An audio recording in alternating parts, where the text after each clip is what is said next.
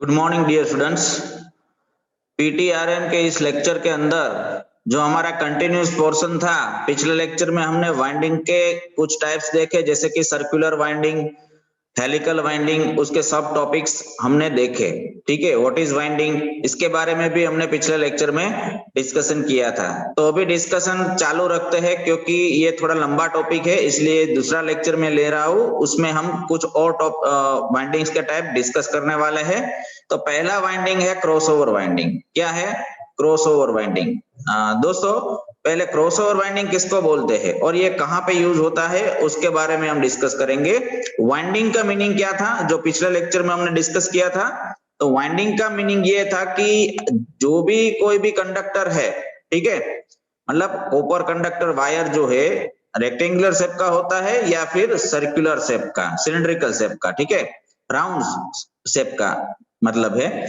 तो ये जो कॉपर वायर कंडक्टर है, उसको अगर हम कोर के ऊपर वाउंड करते हैं, मतलब कि रैप करते हैं, अगर उसका शेप किस प्रकार का है, रैपिंग मेथड है कौन सी है, उसके आधार पे हम वाइंडिंग के टाइप नक्की करते हैं। और इसका कहाँ पे क्या कौन सा टाइप यूज होगा, कौन से ट्रांसफार्मर में, वो भी एक पॉइंट है कि जहां पे हम इस प्रकार का एप्लीकेशन है तो हमें इस प्रकार का वाइंडिंग वाला ट्रांसफार्मर करना पड़ेगा। ठीक है, तो यहाँ पे क्रॉसओवर वाइंडिंग है, इसका यूज हम कहाँ पे करते हैं? We use this windings for high voltage windings, मतलब कि जहां पे हाई वोल्टेज वाइंडिंग्स होते हैं स्मॉल ट्रांसफार्मर के अंदर, वहां पे हम क्रॉसओवर वाइंडिंग करते हैं।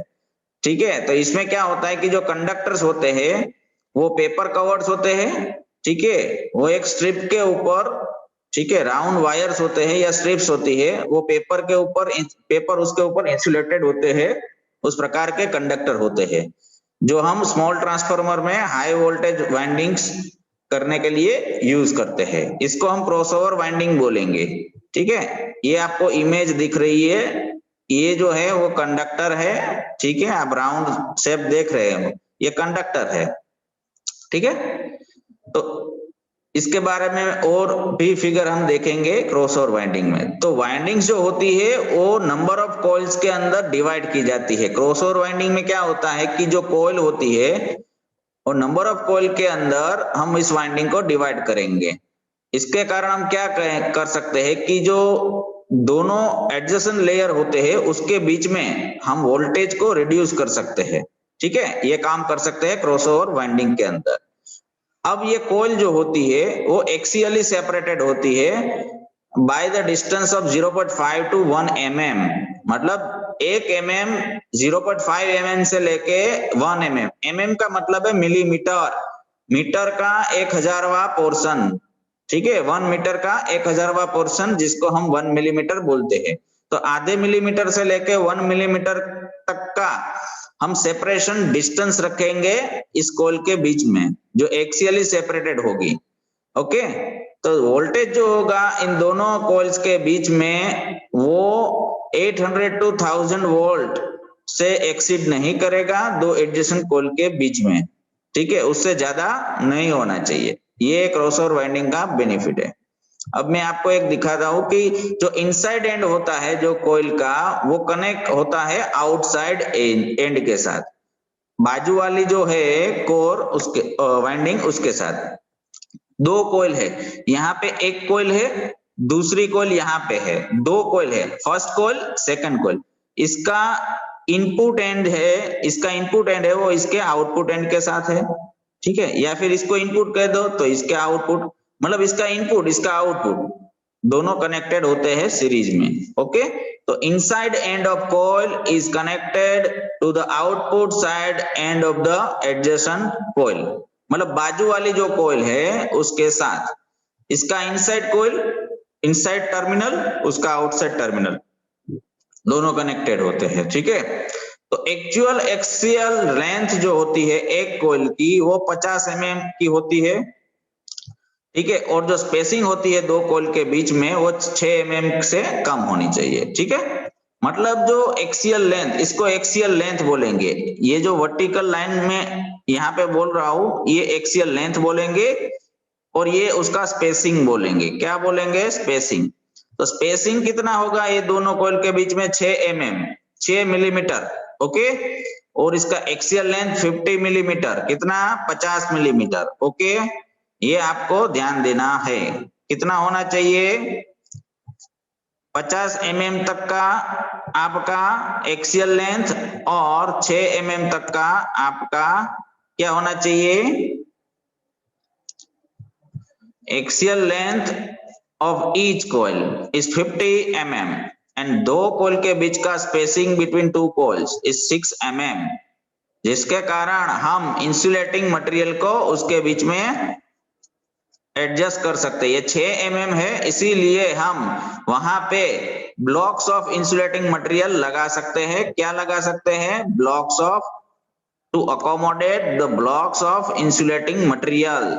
जब आपका स्पेसिंग इतना होगा 6 तक का दो कॉइल के बीच में, तब उसके बीच में हम इंसुलेटिंग मटेरियल को लगा पाएंगे।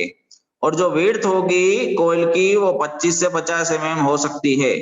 और जो क्रॉसओवर वाइंडिंग जो होगा उसके पास हाई स्ट्रेंथ होगी compare to cylindrical winding. Normal condition में हमारा क्रॉसओवर वाइंडिंग की जो स्ट्रेंथ होगी, वाइंडिंग स्ट्रेंथ, वो ज्यादा होती है compare to cylindrical winding. Okay, तो हाई स्ट्रेंथ कहां जरूर पड़ती है? हाई वोल्टेज के रिक्वायरमेंट पे। Okay, transfer the crossover has lower impulse strength compare to cylindrical one.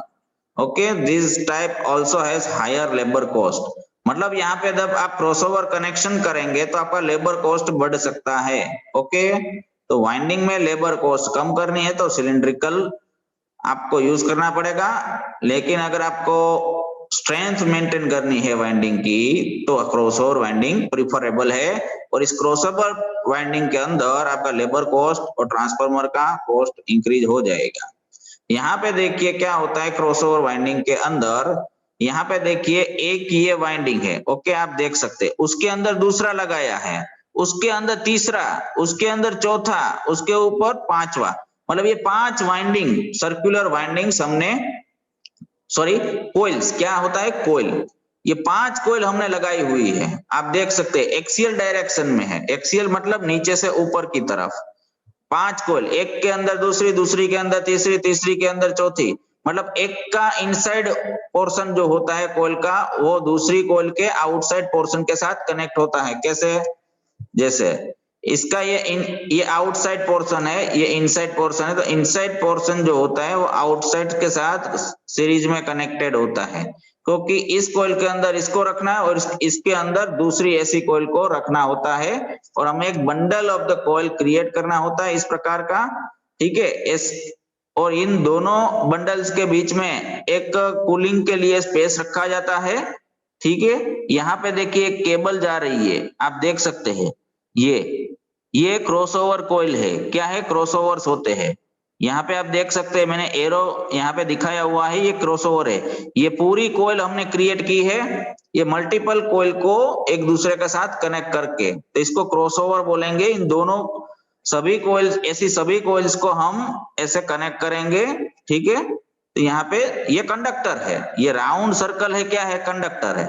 एक कंडक्टर के अंदर दूसरा, दूसरे के अंदर तीसरा, तीसरे के अंदर चौथा, चौथे के अंदर पांचवा, जैसे कि इस प्रकार ये यहाँ आप देख सकते हैं। ओके, तो एक लेयर, दूसरा लेयर, तीसरा लेयर, चौथा लेयर, पांचवा लेयर, ऐसे लेयर बन जाएंगे।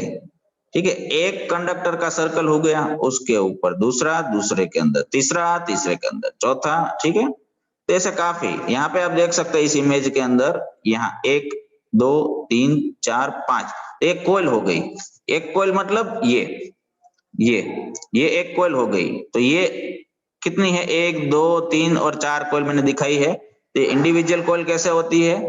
एक कंडक्टर का सर्कल हो गया, ठीक है, उसके ऊपर कितने कंडक्टर होंगे? ये एक कंडक्टर का सर्कल, ठीक है, दूसरा, तीसरा, चौथा, पांचवा, 5 कंडक्टर के सर्कल हो गए। तो मतलब ये एक पोर्शन खत्म हो गया। उसके ऊपर कौन से? ऐसे फिर से 5, इसके ऊपर और फिर 5, यानी आपका इस प्रकार बन गया ये 5 5 5 5 5 5 5। ठीक है, इस प्रकार से लेयर होता है। एक टर्न, उसके साथ दूसरा टर्न, उसके साथ तीसरा, चौथा और पांचवा, 5 टर्न हो गए आपके। एक हाइट क्रिएट हो गई, उसके अंदर फिर वापस ये 5 टर्न, फिर वापस, तो ऐसा आपको हो जाएगा। एक यहाँ पे देखिए, यहाँ पे देखिए, ये 5 टर्न है, ठीक है, 5 सर्कुलर कंडक्टर से। तो यही चीज है, एक लाइन में 5 सर्कुलर कंडक्टर, उसके अंदर दूसरे 5, उसके अंदर दूसरे 5, इस प्रकार से, ठीक है। तो ये एक कॉइल बन गई। तो अब ऐसी दूसरी कॉइल भी ऐसा ही बनती है, ठीक है। यहाँ पे आप देख सकते हैं दूसरी कॉइल, ये पहली कॉइल, ऐसी नंबर ऑफ कॉइल्स को इस प्रकार से, इसका इनलेट, इसका आउटसाइड दोनों कनेक्ट होता है, इसको क्रॉसओवर बोलेंगे, इसलिए इसको क्रॉसओवर वाइंडिंग बोला जाता है, ठीक है। बीच में गैप रखा जाता है, जिस क्रॉसओवर जहां होता है वहां 6 मिलीमीटर का गैप, वहां पे हम इंसुलेशन कर सकते हैं। अब देखिए दूसरा टाइप है डिस्क और कंटिन्यूस डिस्क वाइंडिंग। ये कोर है, ठीक है, ये कोर है। कोर के ऊपर हम डिस्क वाइंडिंग करेंगे। डिस्क वाइंडिंग कहाँ होती है? ये कंटिन्यूस डिस्क वाइंडिंग का फिगर है, कंटिन्यूस डिस्क वाइंडिंग, यानी ये कंटिन्यूस है, आप देख सकते हैं, ओके। और इसको हम कोयल बोलेंगे, एक कोयल है। देखिए एक कोयल के अंदर कोयल किसको बोलते हैं? कोयल मतलब जब आपका कंडक्टर वायर एक से ज्यादा टर्न्स लेता है कोयल के ऊपर, सॉरी कोर के ऊपर, तो उसको हम कोयल बोलेंगे, ठीक है। इसमें एक से ज्यादा नंबर ऑफ टर्न्स होते हैं एक ही कंडक्टर के, उसको कोयल बोलेंगे। तो यहाँ इसको हाई कैपेसिटी ट्रांसफार्मर जो होता है उसमें हम कंटिन्यूस डिस्क वाइंडिंग करते हैं कोर के ऊपर। इसमें नंबर ऑफ फ्लैट कॉइल्स लगी रहती है, जिसको हम डिस्क भी बोलते हैं, वो सीरियल और पैरेलल दोनों में होती है। कॉइल्स जो रेक्टेंगुलर स्ट्रिप्स होती है वो वाउंड करती है spirally from centre outwards in the radial direction, okay. तो यहाँ पे देख लीजिए ये जो है वो डिस्क टाइप है। यहाँ पे देख लीजिए आउटर क्रॉसओवर है, ये इनर क्रॉसओवर है। मतलब किसी भी, देखिए ये एक कंडक्टर है, ठीक है, नंबर ऑफ टर्न्स है, कितने हैं? First, second, third, fourth, fifth, six, 7 conductor है ये, सॉरी 7 टर्न्स है, एक ही कंडक्टर के 7 टर्न्स। तो कोई भी एक कंडक्टर ले लो तो इसके 2 पोर्शन, सपोज ये कंडक्टर है, ठीक है, ये मूवेबल नहीं है, लेकिन एज्यूम करो कि एक वायर है जो मूवेबल है, ठीक है, तो इसको हम राउंड शेप में 7 टर्न्स लगाए हैं, ठीक है। तो ये एक टर्मिनल है, उसका एक दूसरा है, एक इनसाइड हो सकता है, दूसरा आउटसाइड हो सकता है, ठीक है। तो इस प्रकार से, तो यहाँ पे देखिए आउटर क्रॉसओवर कैसे किया जाता है, मतलब क्रॉसओवर मतलब जॉइंट, यहाँ पे डिस्क में जॉइंट किया जाता है। यहाँ पे देखिए ये दोनों केबल को, ये दोनों कंडक्टर को हमने ज्वाइंट किया। अब देखिए बाहर की तरफ ज्वाइंट आता है, इसको आउटर क्रॉसओवर बोलेंगे। इसका दूसरा टर्मिनल जो है वो अंदर की तरफ होगा दूसरे के साथ, तो यहाँ इनर क्रॉसओवर बोलेंगे। क्रॉसओवर किसको बोलते हैं? जब एक कंडक्टर दूसरे कंडक्टर के साथ कनेक्ट हो या एक कॉइल दूसरे कॉइल के साथ कनेक्ट हो, इसको हम क्रॉसओवर बोलेंगे, ओके। तो यहाँ इनर क्रॉसओवर हुआ, यहाँ आउटर क्रॉसओवर हुआ। तो यहाँ आप देख सकते हैं ये डिस्क टाइप स्ट्रक्चर आपको बना है, एक डिस्क टाइप, तो इसको डिस्क टाइप कंटिन्यूस बोलेंगे, ठीक है। कंटिन्यूस डिस्क है, एक डिस्क नहीं है, काफी सारी है।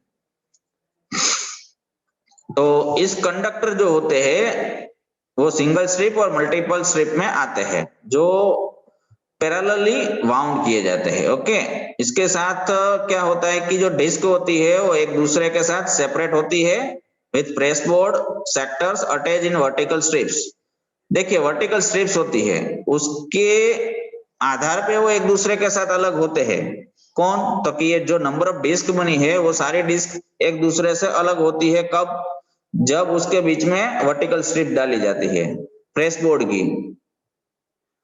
Vertical and horizontal spacers provide radial and axial ducts, मतलब जो भी स्पेसर बीच में प्रोवाइड किए जाते हैं वर्टिकल और हॉरिजॉन्टल, वो रेडियल और एक्सियल स्पेस क्रिएट करते हैं, जिसको हम डक्ट्स बोलते हैं। इसके कारण क्या होगा कि वहां पे free circulation of air possible होगा, और सॉरी ऑयल पॉसिबल होगा। ऑयल जो इंसुलेटिंग ऑयल होता है वो, ठीक है, वो हर एक टन के साथ कांटेक्ट में होगा, यानी ऑपरेशन के दौरान जो भी हीट डिसिपेट होती है वो इसी में हो जाएगी और कूलिंग का कार्यक्रम होगा, वो वाइंडिंग को कूल कर देगा ऑयल, ठीक है। ये ऑयल जो कंडक्टर का एरिया होता है वो 50 mm से नीचे होना चाहिए, और करंट की जो लिमिटेशन है 12 एम्पियर से 600 एम्पियर की होती है, ओके। ये आपको ध्यान रखना है। कंडक्टर की कैपेसिटी के बारे में चर्चा हो रही है, ठीक है। और जो ऑयल डक्ट्स होती है वो 6 mm से आसपास होती है 35 kV में, ठीक है। तो एडवांटेज क्या होता है disc and continuous disc type के, ग्रेटर एक्सियल स्ट्रेंथ हमें मिल सकती है, ज्यादातर ये बहुत ही यूजफुल है। अब दूसरा प्रकार का ट्रांसफार्मर है, देखिए हमारे पास दो प्रकार के होते हैं, एक तो कोर टाइप ट्रांसफार्मर और दूसरा सेल टाइप ट्रांसफार्मर। तो देखिए कोर टाइप में क्या होता था, जो एलवी और एचवी वाइंडिंग लगी रहती थी, लो वोल्टेज वाइंडिंग और हाई वोल्टेज वाइंडिंग, जिसको हम प्राइमरी और सेकेंडरी वाइंडिंग बोलते हैं, वो कोर के जो लिंब होता है, ठीक है, थ्री फेज ट्रांसफार्मर में 3 लिंब होंगे, ये इंडिविजुअल फेज के लिए एक लिंब यूज होता है, वहां पे प्राइमरी और सेकेंडरी दोनों कनेक्ट होती है। अगर ये लिंब के बाहर की तरफ है तो कोर टाइप ट्रांसफार्मर, अगर ये लिंब के अंदर की तरफ है तो shell type transformer, LV HV winding. Okay, यहाँ पे आप देख सकते हैं, इसको हम सैंडविच वाइंडिंग बोलेंगे। सैंडविच टाइप वाइंडिंग कहाँ पे यूज होता है, सेल टाइप स्ट्रक्चर में। ओके, एक सैंडविच है, सैंडविच में कैसे दो ब्रेड के बीच में मसाला होता है, इस प्रकार का इसमें भी कुछ होता है, लेकिन मसाला नहीं होता, वाइंडिंग का पैटर्न है, ठीक है, जिसमें लो वोल्टेज और हाई वोल्टेज वाइंडिंग होती है। ओके, तो पहले लो वोल्टेज, फिर हाई वोल्टेज, फिर लो वोल्टेज, फिर हाई वोल्टेज, ऐसा मैं आपको दिखाता हूं। ऐसा red colour shows the high voltage winding, blue color shows the low voltage winding।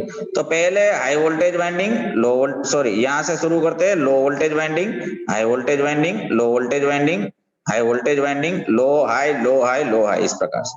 लेकिन यहाँ पे आप एक बार देख लीजिए, लो voltage winding is not connected with high voltage winding. हमने सिर्फ यहाँ पे प्लेसमेंट किया है कि यहाँ पे इसको कोयल बोलेंगे, नंबर ऑफ टर्न्स होते हैं, इसको कोयल बोलेंगे वाइंडिंग के, ठीक है। तो लो वोल्टेज वाइंडिंग में कम टर्न्स होते हैं, टर्न्स मतलब जो रोटेशनल एरिया होता है उसको हम टर्न्स बोलेंगे। अगर एक बार रोटेशन करती है वाइंडिंग तो उसको 1 टर्न, और 2 बार रोटेट करती है तो 2 टर्न। यहाँ पे देखिए 4 बार रोटेट करती है आपकी वाइंडिंग कंडक्टर, तो इसको 4 टर्न बोलेंगे। तो लो वोल्टेज वाइंडिंग में हमेशा नंबर ऑफ टर्न्स की संख्या कम रहती है और हाई वोल्टेज में ज्यादा रहती है। यहाँ पे 4 ये 5 टर्न्स है, यहाँ पे देखिए यहाँ 5 से 10 टर्न की आसपास है। तो हाई वोल्टेज है, ये लो वोल्टेज। तो लो वोल्टेज का जो कनेक्शन होता है, यहाँ पे देखिए क्रॉसओवर है आपके पास, यहाँ पे क्रॉसओवर है, तो ये लो वोल्टेज कनेक्शन है, लो वोल्टेज थ्रू आउट। और हाई वोल्टेज का कनेक्शन हाई वोल्टेज वाइंडिंग के साथ होता है, यहाँ पे आप देख सकते हैं, ये क्रॉसओवर है उसका, यहाँ से निकला, ठीक है, यहाँ क्रॉसओवर है, यहाँ से निकला। तो लो voltage winding is connected with low voltage winding of another coil. Okay, दो यहाँ पे 5 कॉइल है, 1 2 3 4 5, पांचों 5 सीरीज में कनेक्टेड है थ्रू क्रॉसओवर्स। और एक ही वाइंडिंग का होता है, इसमें कोई कनेक्शन नहीं होता है, सेम केबल होता है, ठीक है। तो ये देख सकते हैं, कोई ब्रेकेज नहीं होता है बीच में। तो इसके कारण क्या होता है कि इजी कंट्रोल हो जाता है रिएक्टेंस के ऊपर, ठीक है, दोनों कॉइल के बीच का जो रिएक्टेंस होता है उसको हम इजीली कंट्रोल कर सकते हैं ऑन सेम मैग्नेटिक एक्सिस।